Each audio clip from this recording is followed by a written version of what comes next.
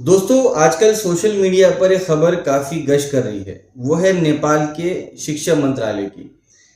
लोगों में ये चर्चा चल रही है कि नेपाल की सरकार ने नेपाल के सभी प्राइवेट स्कूलों को बंद कर दिया है, लेकिन ये बात बिल्कुल गलत है। नेपाल की सरकार ने ऐसा कोई फैसला नहीं लिया है और किसी भी प्राइवेट स्कूल को बंद नहीं किया है, लेकिन नेपाल की सरकार ने कुछ नए नियम लागू किए हैं। आज के इस शॉर्ट वीडियो में हम नेपाल की सरकार द्वारा लिए गए उन नए नियमों के बारे में बात करेंगे।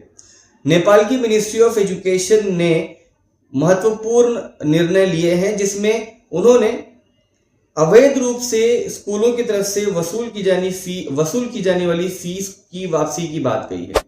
ये देखने में आया है कि बहुत सारे प्राइवेट स्कूल अवैध रूप से मनमानी फीस वसूल करते हैं, तो नेपाल की सरकार ने कहा कि ऐसे स्कूलों को छात्रों की फीस वापस करनी होगी, वरना ऐसे स्कूलों पर कड़ी कार्रवाई की जाएगी।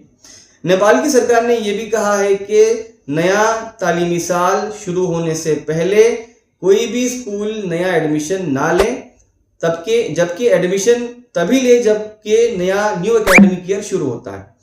नेपाल की सरकार का फैसला बहुत ही अच्छा रहा, जिसमें उसने कहा कि अब हर प्राइवेट स्कूल में 10% गरीब बच्चों को सरकार की जानिब से स्कॉलरशिप दी जाएगी।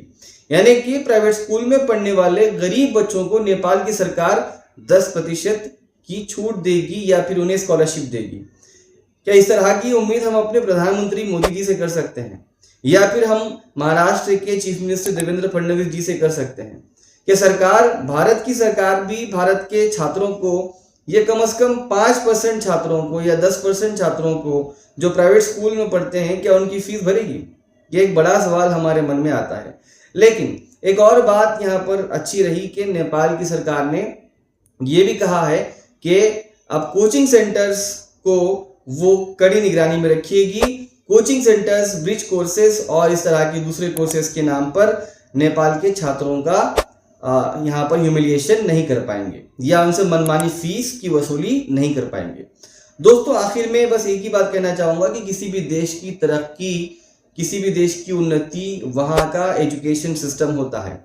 तो नेपाल की सरकार द्वारा लिए गए इस फैसले से क्या नेपाल की तरक्की होगी, क्या वहाँ का डेवलपमेंट होगा, एजुकेशनल डेवलपमेंट पॉसिबल होगा? कमेंट बॉक्स में आपकी राय जानना चाहूँगा कि क्या भारत की सरकार भी भारत के छात्रों को जो प्राइवेट स्कूल में पढ़ते हैं, क्या उन्हें स्कॉलरशिप दे, और अगर देगी तो कितनी % देगी? आज के लिए इतना ही। मिलते हैं अगले वीडियो में। मैं इरशाद अहमद बशारत। हम अपनी खबरों की खबर आपके सामने रखते रहेंगे, तो हमारे चैनल को लाइक कीजिए, फॉलो कीजिए और सब्सक्राइब कीजिए। बहुत शुक्रिया।